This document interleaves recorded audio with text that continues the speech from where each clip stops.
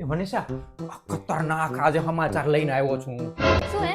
આપણે ઓલી ચંપા માસીની છોકરી નથી, મોટી કે નાની? અરે મોટી ના તો લગ્ન થઈ ગયા છે, ઈ તો એના હારે છે. અહીંયા નાની છે ને એની વાત કરું છું. હું થયું હું પણ?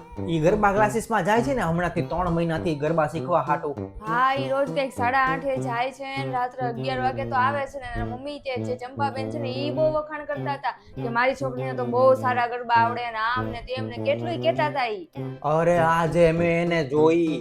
હા તો પણ એમાં શું થઈ ગયું? હું તો એને હવાર હાંજ જોઉં છું. અરે તું સમજતી નથી, મેં એને અલગ જગ્યાએ જોઈ, ગરબા ક્લાસમાં નથી જોઈ. એટલે આખો દિવસ 24 કલાક થોડી જ નહીં ગરબા ક્લાસમાં હોય, ટ્યુશન જાય છે, સ્કૂલે જાય છે, તો ક્યાંક તો જોઈ જ હોય ને. અરે એમ નહીં, ઓલા ગરબા ક્લાસીસમાં જ્યાં જાય છે ને ઈ દરવાજેથી મેં કોકની હારે જાતા જોઈ.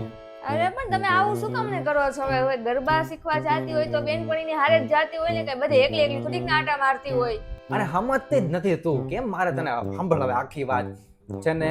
હું આવતો હતો ઓફિસેથી અને મેં આમ હું બાઇક લઈને જાતો હતો ને મારી નજર જ નહોતી ને બરોબર મારી આમ નજર વહી ગઈ ને તો મેં જોયું, મેં કીધું આ તો ઓલી આપણી ચંપા માસીની નાની છોકરી છે. અને એની આગળ આમ જોયું ને તો એક છોકરો હતો અને આમ બાઇક ચાલુ કરીને બે ઊભો હતો અને ઓલી આમ જોઈને આમ દુપટ્ટો આમ બાંધીને ક્યાંક જાતા હતા બે. હે પણ છોકરો કોણ હતો?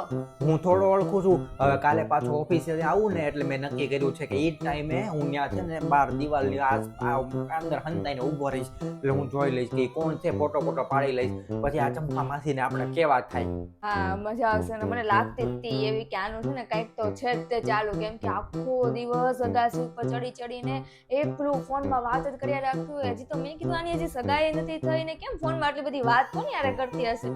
હવે ખબર પડી કે નક્કી છોકરા હારે જ તે વાતો કરતી હશે. આ બધા છે ને આવું જ કરતા હોય છે, કોને ખબર. ન્યા હું ગરબા, મને તો એમ થાય કે આ 3 4 મહિના અગાઉ હું શીખવા જવાનું ને એટલે બધો હું ઓલો એમ કે હરખ એમ કે આપણે ગરબા ન્યા હું એવોર્ડ ઇનામ આપતા હોય છે ન્યા. મને ખબર બધા હાલી નીકળ્યા છે, આખો દિવસ થાક્યા હોય તોય રાત્રે ગરબા શીખવા જાય. બોલો એના માટે કેમ એટલી બધી એનર્જી રહેતી હશે? તો આપણે તો થાકી જાય 8 વાગે ને ત્યાં તો, અને એ લોકો તો 12 વાગ્યા સુધી રમે. અને અહીં તો ઠીક છે પણ પાછી નવરાત્રી આવશે ને તો 3 વાગ્યા સુધી ગરબા રમતા હોય. કેમ રમતા હશે આ બધા? હવે ઈ જવા દે, જે હોય. આપણને તો મળી ગયું એક વસ્તુ. હવે છે ને ઓલી ચંપા માસી જ્યારે આપણે અહીંયા ઘરની સામું ગાડી મૂકવા માંગે ને કે અહીંયા નહીં મૂકવાની, અહીંયા નહીં મૂકવાની, એટલે એને ગામમાં લઈ લેજો. હા જો ને આ વખતે તો હવે કે એટલી વાર છે ને તમે કાલ છે ને સરખી રીતના ફોટા પાડતા આવજો, આમ સરખા આમ દેખાય ને એને એવી રીતે, એટલે એને દેખાય ને એમ જ ફોટા સરખા મોટા ઝૂમ કરીને પાડી લેજો. એમ નહીં, એક કામ કરું હું, કદાચ ફોટા કાલ ને કાલ ન પડે ને તો પમદી કે એના પછીની દી હું પાડી લઈશ. એટલે છે ને હું એ ગરબા ક્લાસીસમાં જોડાઈ જાઉં એમ કરું. હા મને ખબર છે તમારે શું કામ ને ત્યાં જાવ છે ને. પછી આ ચંપા માસીની છોકરી તમે જેમ વાતો કરો ને એમ તમારી કરશે ને બધાને સેટિંગ કરવા જાવ તમારે તે. પ્લાન ફેલ ગયો. હું એમ કહું છું તને, મારે જાણવા હાટું તને હું આવી હારી તમને સમાચાર ને બધી ખબરો આપી દઉં ને એટલે તારે હું આયા વાંધો નહીં. ચંપા માસી ત્યારે કઈ કામ હળી કરે ને એટલે તારે હામી ડબલ હળી કરવાની. એટલે હાટું કહું છું કે હું ત્યાં જોડાઈ જાઉં, એટલે હું એનું આમ જોયા કરું હું કરે છે હું નહીં. ના ના તમારે કાંઈ જવાની જરૂર નથી. તો હું અહીંયા બેઠા જ જાણી લઈશ કે હું કરે છે, કોની હારે જાય છે ને કોની હારે આવે છે.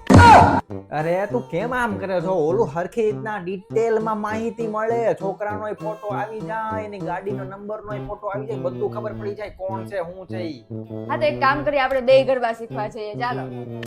પણ તું ગામ કરીને આખો દિવસ થાકી ગઈ હોય એટલે રાત્રે તો તું 2 કલાક ગરબા કર્યા કરીશ તો વધારે થાકી જઈશ. એટલે હું કહું છું તને કે હું જાઉં, તું અહીં આરામ કરજે, પછી હું ત્યાંથી તને ફોટા મોકલા કરીશ, ફોન કર્યા કરીશ. મને એવું લાગે છે કે તમારા ઓફિસ માંથી ઓલી ચિંકી ગઈ લાગે છે ગરબા શીખવા, એટલે તમારે એની પાછળ જવું છે હે ને? જવા દે, આપણે કેન્સલ રાખો, નથી જવું. કાંઈ કોઈ વાત જ આપણે આગળ નથી વધારવી ને. બોલો